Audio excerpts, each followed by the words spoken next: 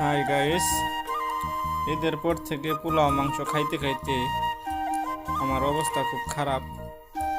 তাই আজকে ভিন্ন পথ, একদম খাঁটি পাট শাক ভাজি আর শুকনা তরকারি, যেমন বেগুন, আলু, করলা, সাথে আছে শুটকি।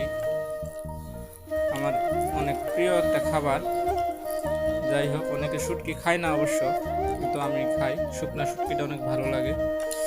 যাই হোক, পাট শাকের সাথে একটা শুকনা মরিচও আছে ভাজা, অনেক ভালো লাগবে আশা করি। আপনারাও খাবেন এইভাবে। অবশ্যই এর পাট শাকটা দেশি খাবার, সবাই খাবেন। পাট শাকে অনেক পুষ্টি। হ্যাঁ, ঠিক আছে, সবাই ভালো থাকবেন।